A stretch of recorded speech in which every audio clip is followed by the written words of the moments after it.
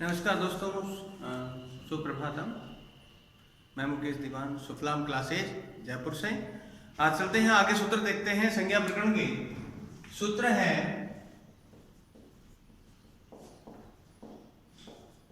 स्वतंत्र कर्ता।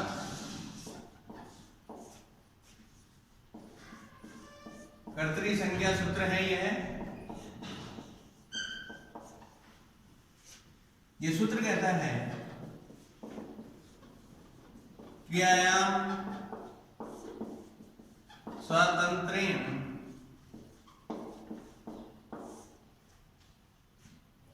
विवीक्षितम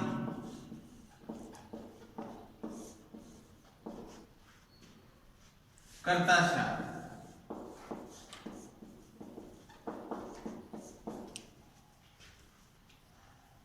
का सब अर्थ क्या है?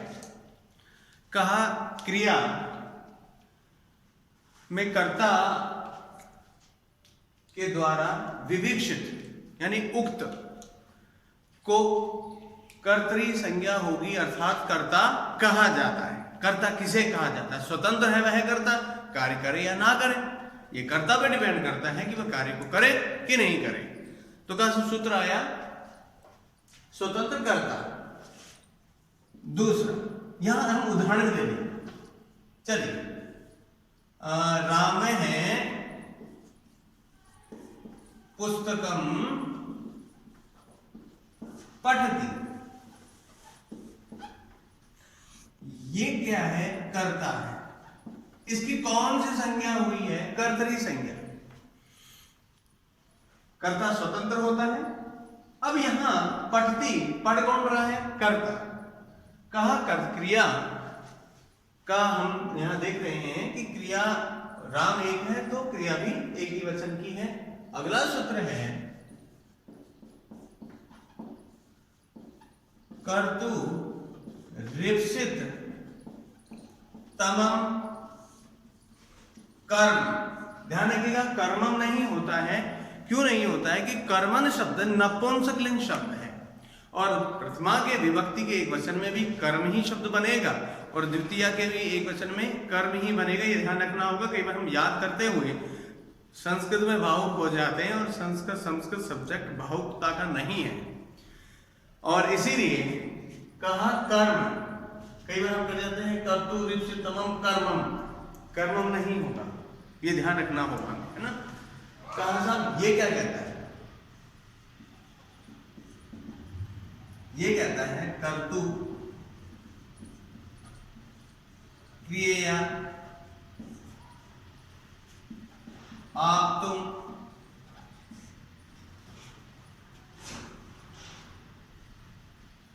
इष्टतमम कारकम कर्म संज्ञा।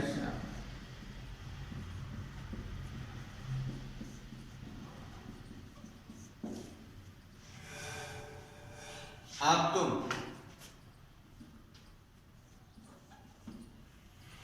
ढंग से देखें सूत्र क्या कह रहा है। कर्तु,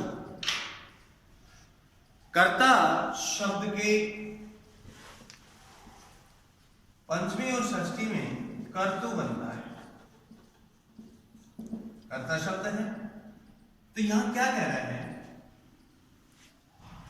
कर्ता का क्रिया से, तृतीय विभक्ति कर्ता से, आप तुम अत्यधिक इष्टतमम, इष्टतम मतलब चाहना, अधिकतम चाहना, कारक में कर्म संज्ञा होगी। सूत्र में देखें फिर एक बार, ये भी कुछ यही कह रहा है क्या? कर्तुर तो कर्तुः इप्सिततमम, इप्सिततमम इष्टतमम, इप्सिततमम इष्टतमम। कर्ता क्रिया के द्वारा जिसे सबसे अधिक चाहता है, विशेष रूप से चाहता है, उसकी क्या होगी? कर्म संज्ञा। किसकी कर्म संज्ञा होगी? कर्ता क्रिया के माध्यम से जिसे सबसे अधिक चाहता है उसकी क्या होगी? कर्म संज्ञा। देखते हैं आगे। जैसे हमने अभी ऊपर एक सेंटेंस बनाया था, राम है पुस्तकम पठति। अब आया राम है पुस्तकम पठति। यहां तो कौन सी संज्ञा हुई थी? कर्तरी संज्ञा, इसलिए कर्ता कहा। ये क्या है? क्रिया। मगर आपका ये क्या है? पुस्तकम क्या है? कहा सब कर्म। तो मित्रों कर्म तो हम सारे ही करते हैं। मान लीजिए आप सुबह सुबह पढ़ने की तैयारी कर रहे हैं तो उठना भी तो कर्म है। उठ करके मुंह हाथ धोना या फिर फ्रेश होके आना या फिर कुछ चाय पीना या फिर अखबार पढ़ना या फिर जो है ये सारे काम करना कर्म ही तो है। लेकिन ये सारे कर्म किस कर्म के लिए विशेष हुए थे? ये सारे कर्म किसके लिए हुए हैं? पढ़ने के लिए। तो साहब पढ़ने के लिए, ये तो पढ़ना तो क्रिया है, तो पढ़ने में आप क्या चाह रहे थे? अखबार चाह रहे थे, तो जो है समाचार पत्र प्रमुख कर्म हो गया है वो। और यदि आपको पढ़ना था क्या पुस्तक, तो पुस्तकम, और ऐसी स्थिति में राम है पढ़ती, तो सेंटेंस तो ये खत्म हो गया था, राम पढ़ता है। तो आपने क्रिया कर्म किसको कहा? कहा कर्ता क्रिया के माध्यम से जो सबसे अधिक करना चाहता है, पढ़ना किसको चाहता है? कहा साहब पुस्तक को। यहां समाचार पत्र भी हो सकता है। कर्ता क्रिया के माध्यम से जिसे सबसे अधिक चाहता है उसमें कर्म संज्ञा होगी, कर्म संज्ञा होगी। और ये कैसी कर्म संज्ञा होगी? इप्सिततमम, इसी को हम कह सकते हैं इष्टतमम, इसी को हम इष्टतमम कहते हैं, कर्म सबसे अधिक। ध्यान रखना होगा, यह सूत्र कुछ साफ शब्दों में कह रहा है कि कर्म किसे कहा जाए, और ये कर्म संज्ञक सूत्र है।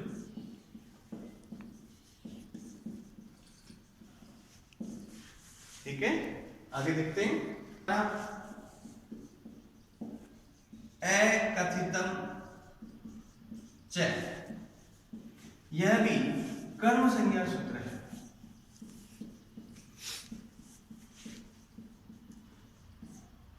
इस पे बात करें,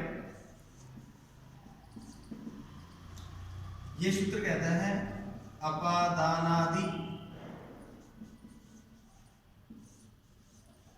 विशेषै विवीक्षितम कारकम कर्म संज्ञा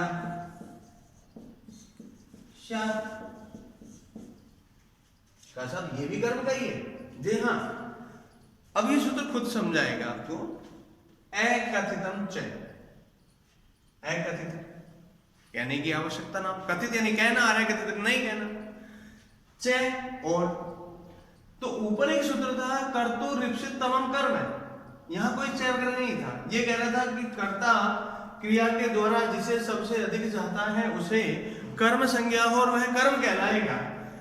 ये भी कुछ वैसा ही कह रहा है, लेकिन इसे समझना होगा। ये सूत्र कहता है जिसे कहने की आवश्यकता नहीं थी फिर भी आपने कह दिया है, तो वो क्या कहलाएगा? अकथित। कहा सब कब? तो कहा पाणिनि ने अपने अष्टाध्यायी ग्रंथ में सबसे प्रथम कारक अपादान कारक को स्वीकार किया। अष्टाध्यायी में प्रथम कारक कौन सा है? अपादान कारक।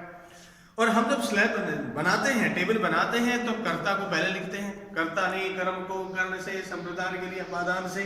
तो यहां पर अष्टाध्यायी में कुछ विशेष कहा गया कि अपादान आदि जो विशेष कारक हैं, विशेष मतलब सारे ही कारक हैं, उनमें तोड़ दो, तोड़ते हैं हम इसको, तो अविवीक्षित, अविवीक्षित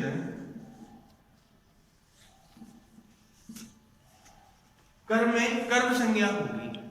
कहा साहब अविवीक्षित कर्म क्या है? देखते हैं एक बार। कर्म क्या कहलाएगा? कहा साहब जिसे कहने की आवश्यकता नहीं थी फिर भी कहा जाए। तो कहा साहब ऐसी स्थिति में कुछ द्विकर्मक धातु आती है। द्विकर्मक धातु कितनी है? ये 16 है। जिन धातुओं का प्रयोग होने पर दो कर्म होंगे। और प्रमुख कर्म में तो कर्म संज्ञा किससे होगी? कर्तु ईप्सितमम कर्म से। और जो एकथित कर्म था उसमें कर्म संज्ञा किससे होगी? एकथितम च से होगी। देखते हैं वो 16 धातु में कौन कौन सी। दु है,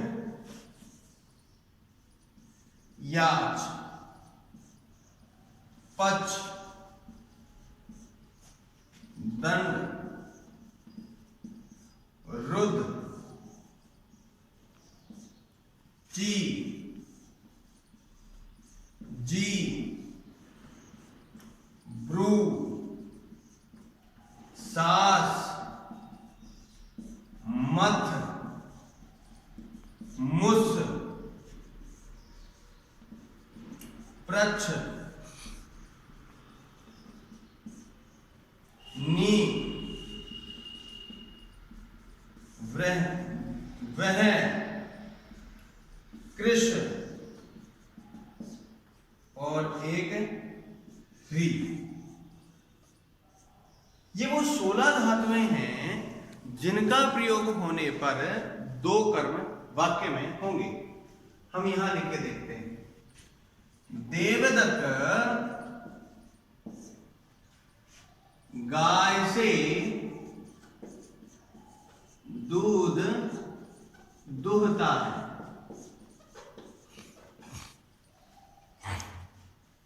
अब वाक्य को देखें। मेरे पास ये क्या है? कर्ता है। ये क्या है? क्रिया है। ये कर्ता और ये क्रिया। अब बात करते हैं इसकी। ये सूत्र क्या कहते हैं? कर्ता क्रिया के द्वारा जिसे सबसे अधिक चाहता है, तो क्रिया के द्वारा वो चाहता क्या है? दूध चाहता है। अरे क्रिया कर क्यों रहा है? गाय के लिए कर रहा है कि दूध के लिए कर रहा है? कहा दूध के लिए कर रहा है। तो मैं इसे कह सकता हूं इप्सित कर्म या प्रमुख कर्म। इप्सित इष्टतमम कर्म या इप्सित कर्म। और किसका दूहना चाहता है? गाय से। तो ये क्या हो गया? एकथित कर्म। एकथित कर्म हो गया। तो कहा साहब दुग्ध में यहां दूध जो है इसमें जो कर्म संज्ञा होगी वो तो किस सूत्र से होगी? कर्तुरीप्सित तमम कर्म से। और एकथित में किससे होगी?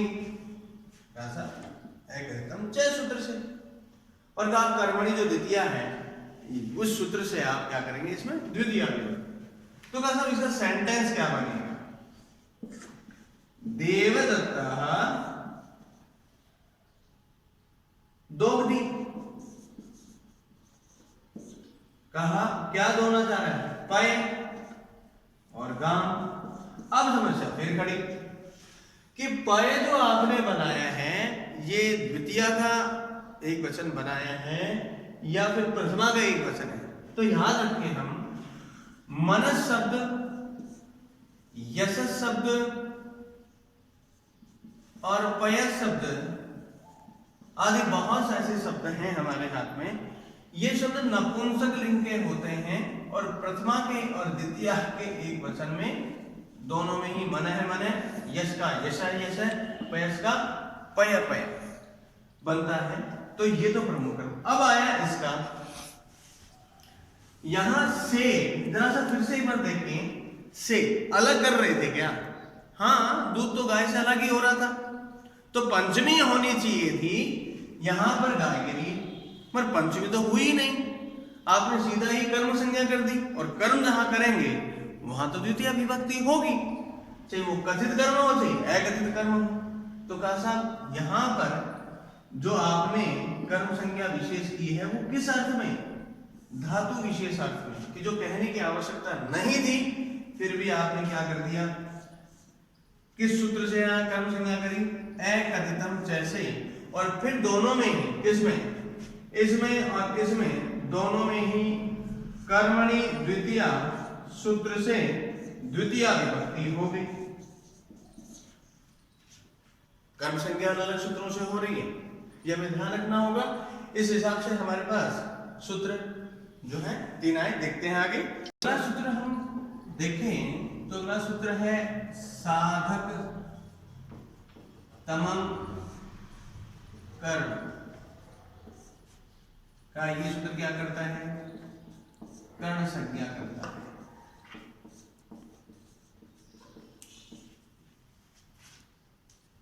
सूत्र है हमारे पास,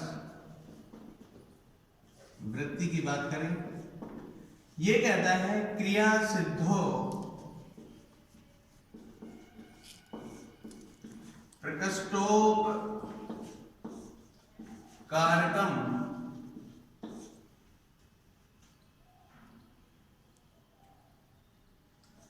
कर्ण संज्ञा शाद।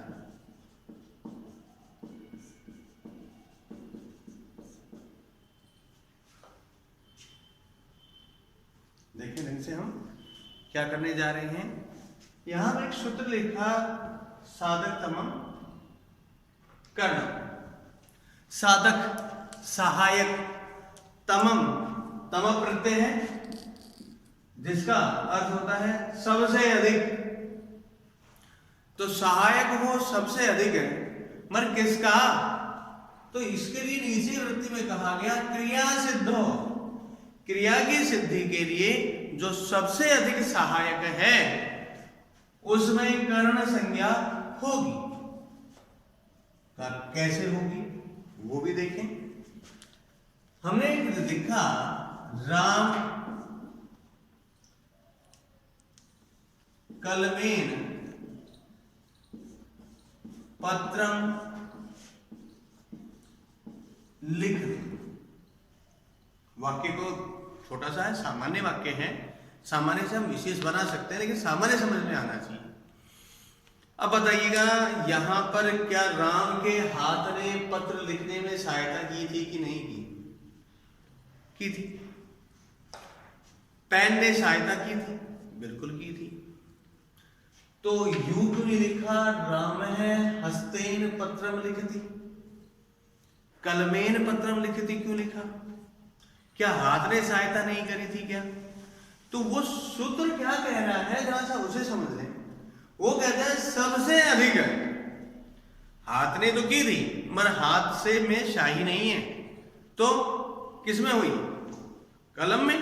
तो कलम से, तो यहां पर हम बात करें ये करता है तो कर्तरी संज्ञा, ये क्रिया है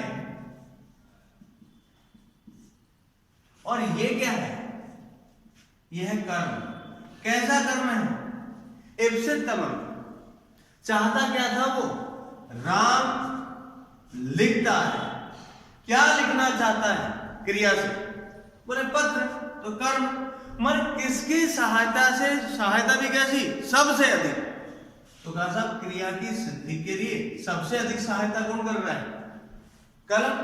तो कलम में यहां कौन सी संज्ञा हुई है? कर्ण संज्ञा हुई है।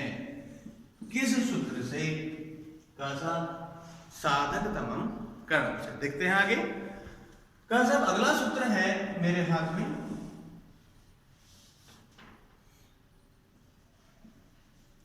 कर्मणा यम भी प्रेति से संप्रदान। यह सूत्र क्या करता है वो देखते हैं। संप्रदान संज्ञा सूत्र है।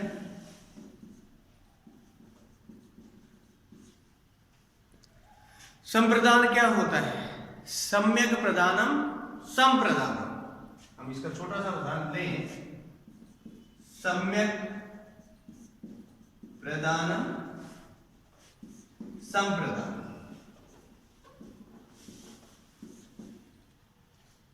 क्या सब एक अर्थ तो संस्कृत में ये निकला।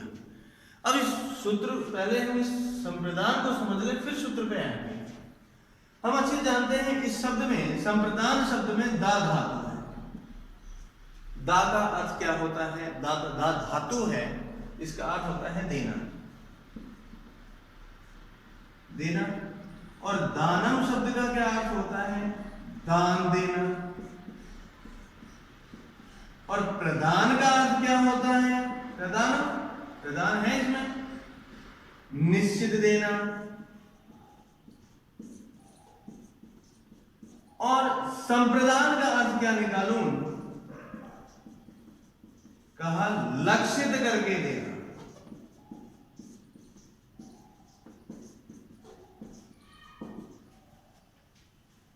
कहा जिसे लक्षित करके दिया जाता है उस संप्रदान में क्या होगा? संप्रदान संज्ञा होगी। तो कहा साहब ये अब सूत्र क्या कह रहा है इसे समझ ले। कर्मणा, तो कर्म शब्द के तृतीया विभक्ति के एक वचन में कर्मणा बनता है तो अर्थ निकला कर्म से। यम, यद शब्द है द्वितीय विभक्ति एक वचन, क्या निकालो? जिसको, कर्म से जिसको। फिर है अभिप्रेति, ए निकलेगा इसमें क्योंकि यम में आधा होता है। अभिप्रेति, प्रेति का अर्थ है लक्षित करके देना। कर्म से जिसको लक्षित करके देना है वह क्या कहलाएगा? संप्रदान कहलाएगा। उसकी कौन संज्ञा होगी? संप्रदान। ये तो था सूत्र। अब ये और क्या समझाना चाह रहा है सूत्र? कहता है दानस्य कर्मणा, दानस्य कर्मणा यम भी प्रेति से संप्रदान संज्ञा शा।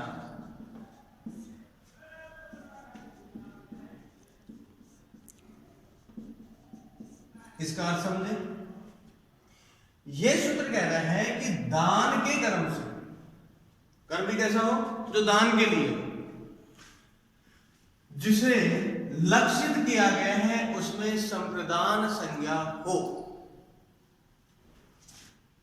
उदाहरण है नृपः विप्राय गां ददाति। ध्यान दें एक बार, राजा ब्राह्मण को गाय देता है, कर्ता कर्म है। का सब कैसे पता लगेगा कि आगे पीछे हो जाए? तो क्रिया पे लगाओ, कौन कौन है? देता है। कौन देता है? नृप, कर्ता। क्रिया क्या है? ददाति। अब कर्ता क्रिया के द्वारा क्या देना चाहता है? सबसे अधिक चाहता क्या है देना? वो गाय। तो ये क्या है? कर्म। लेकिन ये गाय किसको लक्षित करके देना चाहता है? यानी देना, ये दान में किसे देना चाहता है? ये ब्राह्मण को। तो ब्राह्मण में क्या हुई है? संप्रदान संज्ञा। और संप्रदान चतुर्थी से विप्र शब्द था, और विप्र शब्द के चतुर्थी विभक्ति के एक वचन में क्या बनेगा? विप्राय। पुल्लिंग शब्द है तो यहां संप्रदान संज्ञा हुई, और संप्रदान चतुर्थी से चतुर्थी विभक्ति इसमें नजर आ रही है। तो ये सूत्र क्या कहना चाह रहा है कि कर्ता कर्म के द्वारा दान के लिए जिसे सबसे अधिक देना चाहता है, दान जिसे देना चाहता है कर्म के आधार पर, तो कर्म में तो द्वितीया हो, लेकिन जिसे दिया जा रहा है उसमें संप्रदान संज्ञा होगी। देखते हैं आगे। पाई अपादान,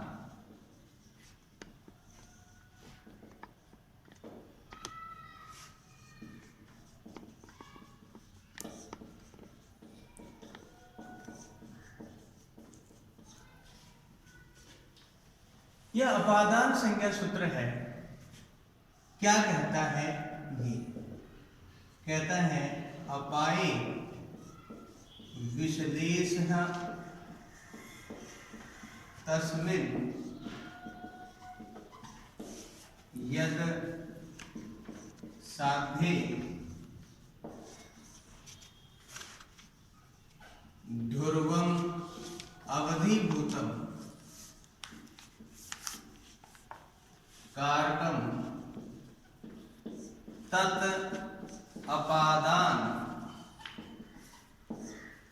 संज्ञा शब्द।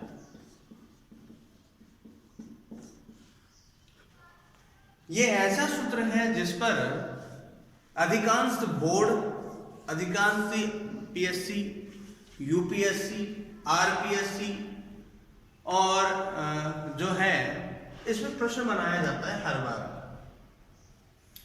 कारण क्या है? पहले सूत्र पे ही बनता है कि साहब ध्रुवम क्या है। तो ध्रुवम का शाब्दिक वहां ऊपर ही लिखा है वृत्ति में, अवधिभूत। अवधिभूत। और अपाय का क्या अर्थ है? अपाय सप्तमी विभक्ति एक वचन दीर्घ का शब्द विशेष।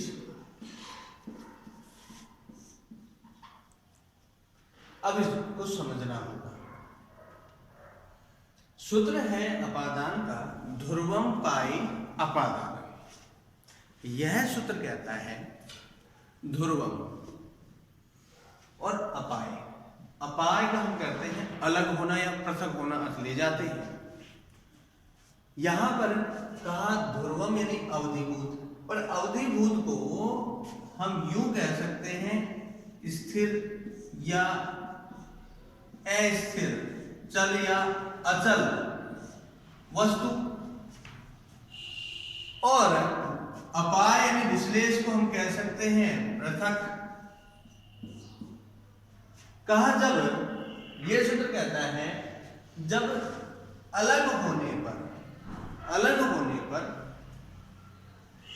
जिस स्थिर या अस्थिर वस्तु से वह अलग हो रहा है, उस स्थिर या अस्थिर वस्तु में अपादान संज्ञा होगी।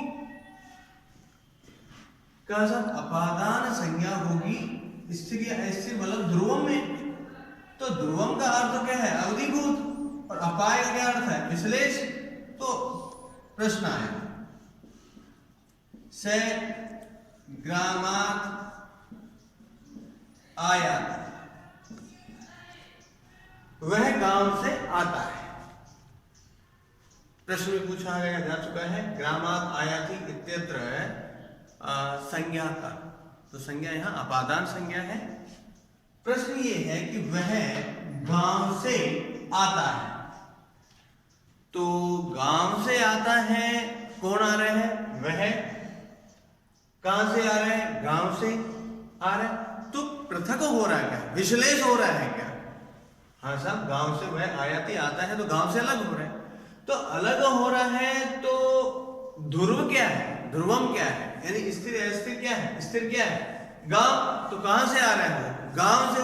तो गांव में यानी कि ग्राम शब्द में अपादान संज्ञा के सूत्र से होगी ध्रुवम पाए अपादान। और अपादान होगी तो अपादान संज्ञा होने पर पंचमी विभक्ति होती है। अपादान पंचमी। तो यहां ग्रामात में कौन सी संज्ञा हुई? अपादान संज्ञा। किस सूत्र से? ध्रुवम पाए अपादानम। तो अपादान जो है संज्ञा किससे हुई है? ध्रुवम पाए से। और अपादाने पंचमी से।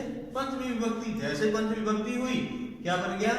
ग्रामात। ग्राम शब्द पुल्लिंग शब्द है, राम की तरह चलेगा तो राम का रामा तो ग्राम का ग्राम।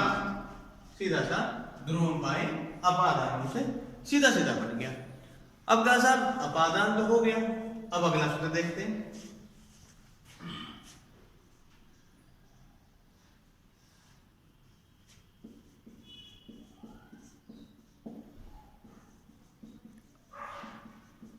आधारो अधिकरण। अधिकरण संज्ञा करता है।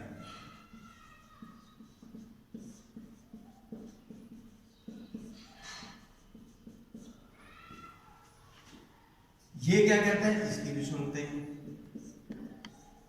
कर्तरी कर्म तन्निष्ठ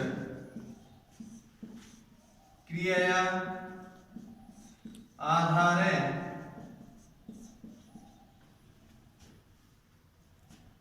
अधिकरण संज्ञा शाद।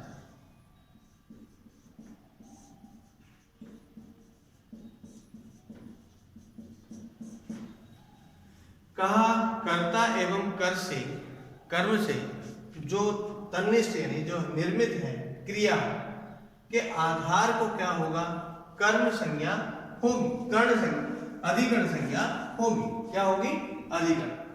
कसम आधार की बात तो हम देखा है, सूत्र अभी और लिखेंगे जब हम देखेंगे अधिसिंग स्थासाम कर्म है, उपान वध्यांग वश है, वो भी देखेंगे। अभी पहले हम वो मूल सूत्र लेके चल रहे हैं।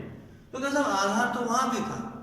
तो यहां ये कह रहा है कि कर्ता एवं कर्म के द्वारा जो है उसमें क्या होगी, उस आधार में कर्म संज्ञा होगी। कसम कैसे होगी, वो जो है अधिकरण संज्ञा जो होगी, अधिकरण संज्ञा कैसे होगी। कसम अधिकरण संज्ञा तभी होगी, यहां देखते हैं कटे आस,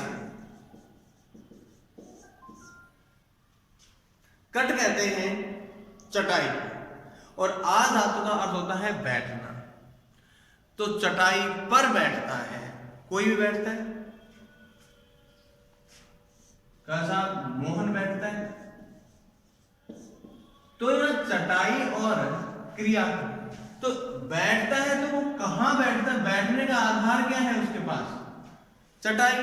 तो कटे में कौन सी संज्ञा हुई है और किस सूत्र से, कहा सब अधिकरण तो संज्ञा हुई है, और किस सूत्र से, आधार और अधिकरण से। तो कहा साहब ये तो चटाई और मोहन में क्या समीपता संयोग है क्या? जी हाँ, उपश्लेष, श्लेष मतलब बैठना, विशेष रूप से श्लेष मतलब पास समीपता। तो कहा साहब इसे औपश्लेषिक कहा गया। औपश्लेषिक मतलब समीपता या संयोग। कहा मोहन चटाई पर बैठता है, किस में चला गया वो, समीपता। इसी प्रकार कहा से स्थाल्याम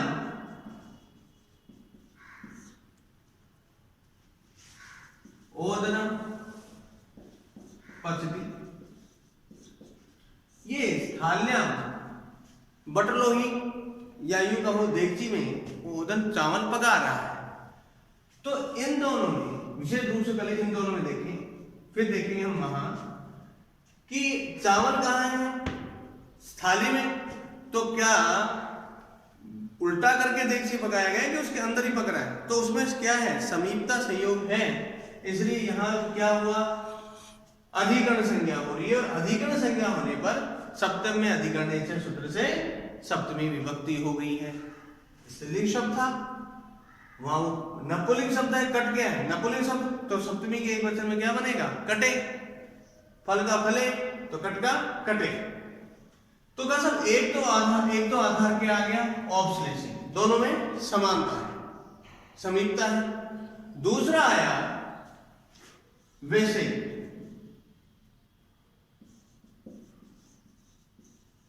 विषय का कहा विषय पर आधार, कहा उदाहरण दिया मोक्ष इच्छा अस्ति,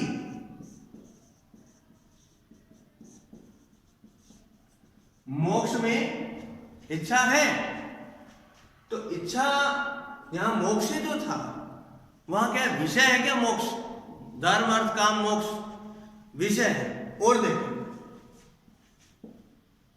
व्याकरणे रुचि, क्या व्याकरण एक सब्जेक्ट है, विषय है? बिल्कुल है। तो व्याकरण ग्रामर है, तो आपने कहा व्याकरण रुचि। तो ये किस आधार में चले गए, वैषयिक में। तो ऐसी स्थिति में वैषयिक में एक आधार में कौन संज्ञा हुई, यहां और यहां अधिकरण संज्ञा, किस सूत्र से, आधारो अधिकरण से। तीसरा कसम, अगला है मेरे पास उदाहरण कि सर्वस्मिन् आत्मा अस्ति, सर्वस्मिन् आत्मा अस्ति, सभी में आत्मा है। क्या सभी में है तो समूह में किया गया है, तो समूह में किया गया है। तो यहां पर अभिव्यापक, यानी सभी में कौन सा आधार है,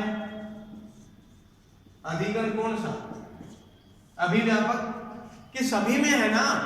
तो कहा यहां कौन सी विभक्ति हुई, सप्तमी क्यों हुई, और वो भी पुल्लिंग में क्यों हुई है, स्त्रीलिंग का क्यों नहीं हुआ, क्योंकि आत्मा शब्द पुल्लिंग शब्द है संस्कृत में, और ऐसी स्थिति में सर्वस्मिन् आत्मा अस्ति।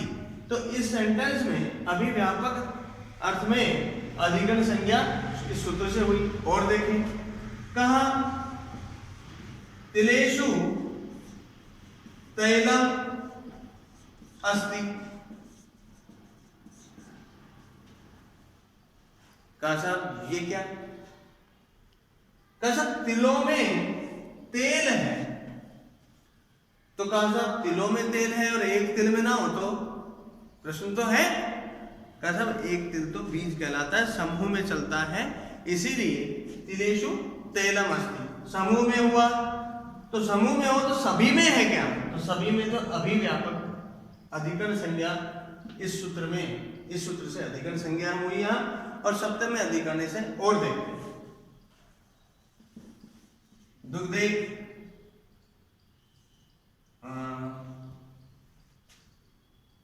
दही बनाओ, देखते हैं दूध में दही,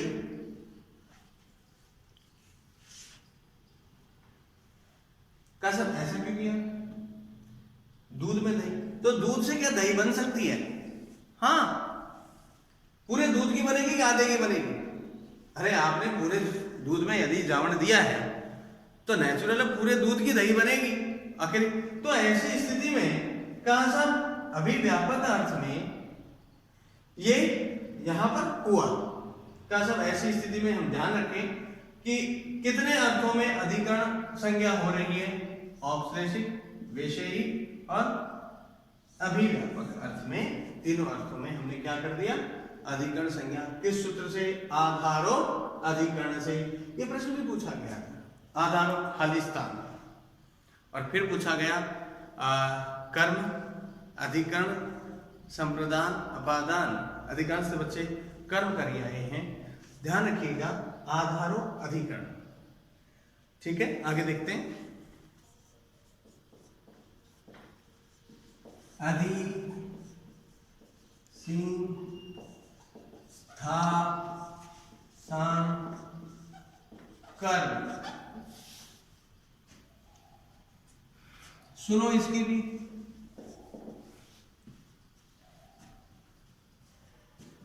ये कहता है अधिपूर्वात्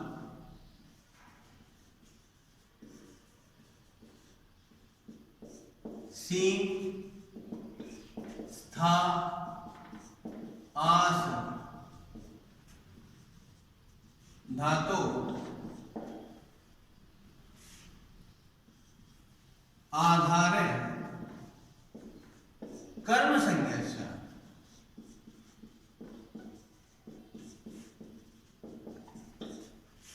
ये भी कर्म संज्ञा सूत्र है। इसके सुने ये क्या कह रहे हैं, ये कहता है कि अधि उपसर्ग सी, जिसमें शेष बचता है सी, और जिसका अर्थ होता है सोना, रेस्ट करना, सोना। स्था, जिसका आदेश होता है तिष्ठ, और जिसका अर्थ होता है ठहरना, और आस, जिसका अर्थ होता है बैठना। इन सीन, स्था और आस धातु के पहले यानी पूर्व में क्या आ जाए, अधि उपसर्ग।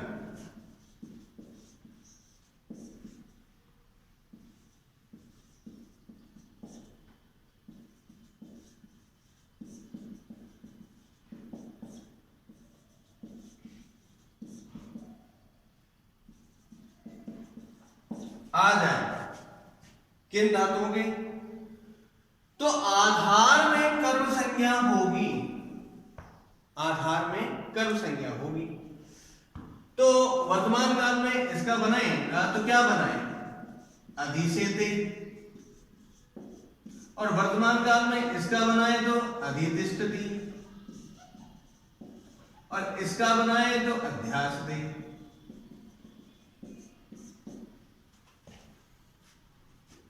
अब हम इस पे ये देखते हैं कि वाक्य कैसे है। और प्राचीन से एक वाक्य बनता आया है, वैकुंठम अधिसेते। चलिए एक बार देखते हैं और फिर अपने बारे में भी सोचते हैं। कहा हरि वैकुंठ को सोते हैं, या क्या निकालो, हरि वैकुंठ में रहते हैं। हम हिंदी अर्थ में दें इसके बाद, हरि वैकुंठ में रहते हैं, हिंदी अर्थ तो निकाल दिया, मगर सोते हैं, रहते नहीं, सोते हैं। चलिए, हरि वैकुंठ में सोते हैं, तो सोते की तो सेते बना लिया। ये मे का क्या होगा, अधि उपसर्ग का विशेष अर्थ में लेने पर, विभक्ति अर्थ लेने पर मे अर्थ में आता है, तो अधिसेते। अब कहा यहां पर होनी तो क्या चाहिए थी, मे क्या अर्थ, सप्तमी विभक्ति, लेकिन सेते के यहां क्या लगा दिया, अधि उपसर्ग। अभी 2 मिनट पहले ही हमने सह कटे आस्ते बनाया था,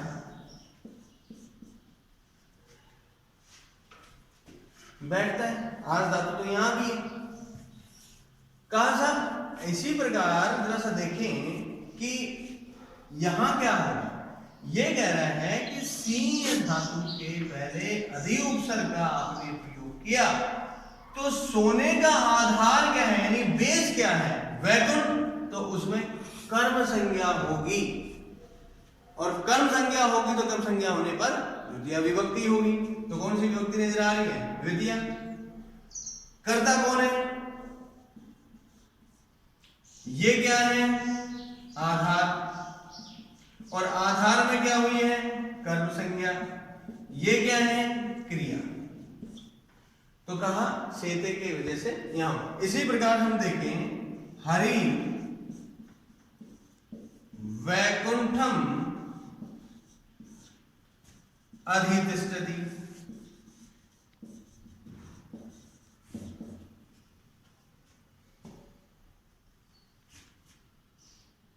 स्था धातु से तिष्ठ बनता है, और तिष्ठ के आगे क्या लगा दिया आपने, अधि लगने पर यहां पर होना चाहिए था सप्तमी, जबकि हो क्या रही है, आधार में कर्म संज्ञा, किस सूत्र से, अधि सिंह स्थासम कर्म सूत्र से, और कर्म संज्ञा होने पर कर्मणि द्वितीया से द्वितीय विभक्ति यहां होगी। इसी प्रकार तीसरा देखें, हरि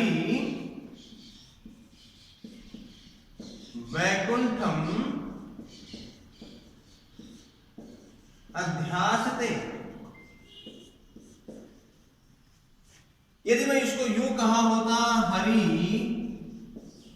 वैकुंठे आसते,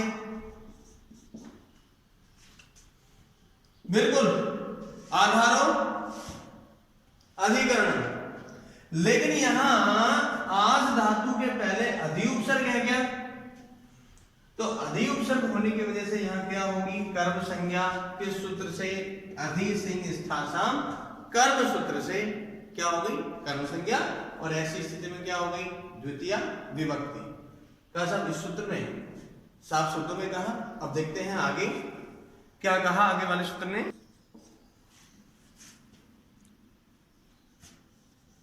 ये क्या कहता है, ये भी कहता है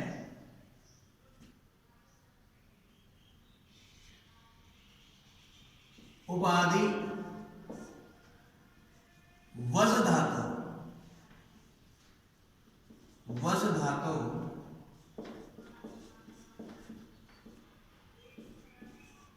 पूर्वार्ध वस धातु आधारो कारकम आधारो कर्म संज्ञा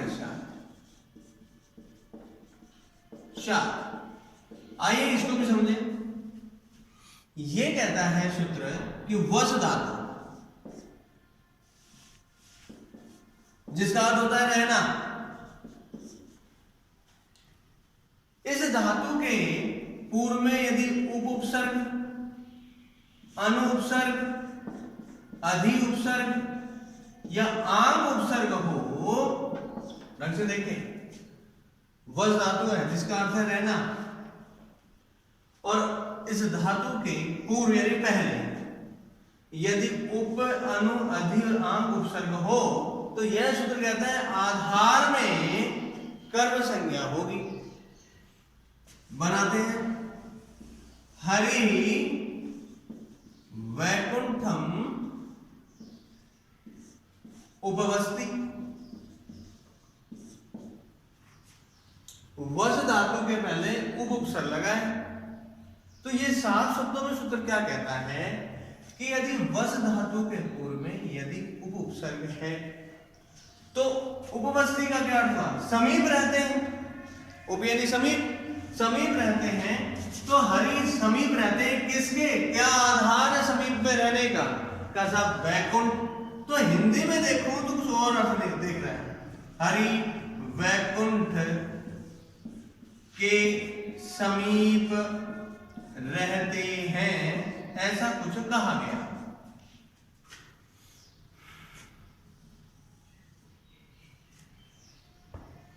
का आपने इसका क्या किया? समीप का तो आपने उप बना लिया और रहते का आपने बस्ती भी बना दिया। मगर ये के वैकुंठ के चक्कर में तो षष्ठी विभक्ति हो जानी है।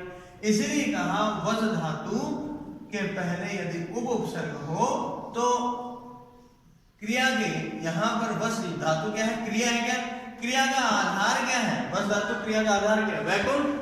तो वैकुंठ में कर्म संज्ञा होगी और कर्म संज्ञा होने पर कौन सी विभक्ति होगी? द्वितीय। कौन रह रहे हैं? हरि। तो ये तो कौन है? कर्ता।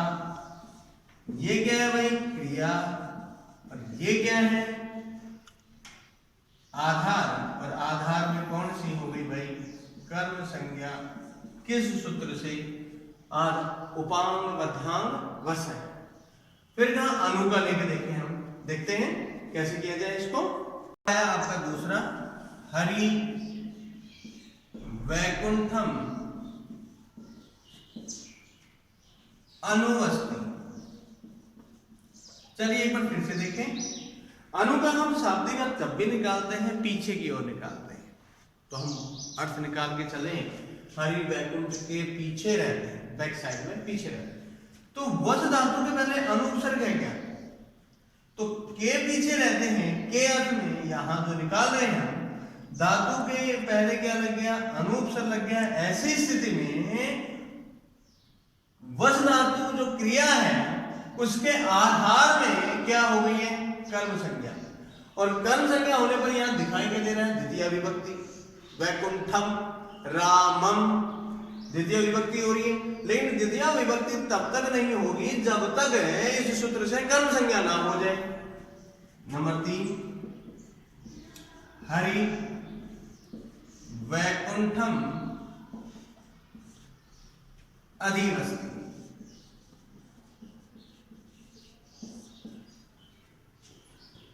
हरि वैकुंठ में रहते हैं, अधिवस्ति। कहां रहते हैं? वैकुंठ में। वस धातु के पहले अधि उपसर्ग है तो आधार में कर्म संज्ञा, और कर्म संज्ञा होने पर द्वितीय विभक्ति होगी। इसी प्रकार देखें, हरि वैकुंठम आवस्ति। आंग उपसर्ग है जिसमें क्या बचता है? आ। कहा साहब यहां क्या हुआ? हरि वैकुंठ में विराजते। तो वस धातु के पहले आंग उपसर्ग है, इसलिए आधार में क्या हुई है? कर्म संज्ञा। और कर्म संज्ञा होने के बाद में कर्मणि द्वितीया से यहाँ द्वितीय विभक्तियां नजर आ रही है, सभी में ये द्वितीय विभक्ति दिखाई दे रही है, लेकिन पहले क्या होगी, कर्म संज्ञा होगी, तब जाकर के हम ये कह सकते हैं कि इस सूत्र से। अब आया वह वन में उपवास करता है, से वनम या वने उपवस्ति। यहां उपवास शब्द के लिए आया है, इसीलिए यहां क्या हो रहा है, सप्तमी विभक्ति, लेकिन यहां रहने अर्थ में है, ये ध्यान रखना होगा। का सब आगे देखते हैं। क्रिया यम भी प्रेति सो अपि संप्रदान, यह भी संप्रदान संज्ञा का सूत्र है।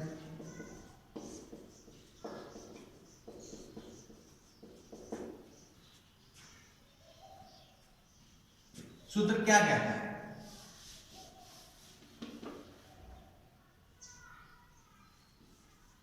कहता है क्रिया क्रिया यम भी प्रेति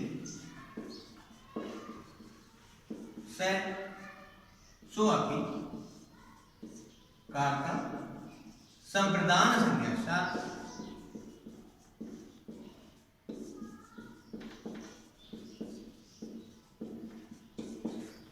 कहता है क्रिया के द्वारा जिसे लक्षित किया जाए। याद कीजिए हमने कहा था कर्मणा यम्बी प्रेति से संप्रदानम, और अब शुरू हो गया है क्रिया, क्रिया से जिसे लक्षित किया जाएगा उसमें भी क्या होगी, संप्रदान संज्ञा होगी। कहा उदाहरण आया सा पत्ते सेते, वह पत्ते पति के लिए सेते सोती। यह क्रिया का आधार है, क्या कह रहे हैं, क्रिया के द्वारा किसे लक्षित किया गया है, पति को। तो पति शब्द के चतुर्थी के एक वचन में क्या आएगा, पत्ते। तो यहां चतुर्थी विभक्ति किस वजह से हुई है, क्रिया की वजह से। और वहां जहां कर्मणा यम्बी प्रेति से संप्रदानम था, वहां कर्म के वजह से क्या हुआ था, लक्षित हुआ था यम्बी प्रेति। जैसे हम बात देखें उदाहरण, वहां हमने लिखा था नृप है विप्राय गान ददाति, और हमने यहां देखा था कि गाय की वजह से यहां दान किसके लिए है, ब्राह्मण के लिए है। लेकिन यहां सोया किसके लिए जा रहा है, केवल किसके लिए, पति के लिए। तो यहां क्रिया की वजह से यहां क्या हुई है, संप्रदान संज्ञा, और संप्रदान संज्ञा होने पर चतुर्थी विभक्ति होगी, सीधा सीधा सा है। इसलिए कहा संप्रदान संज्ञा इस सूत्र से क्रिया के लक्षित होने पर होगी, अन्यथा नहीं होगी। देखते हैं।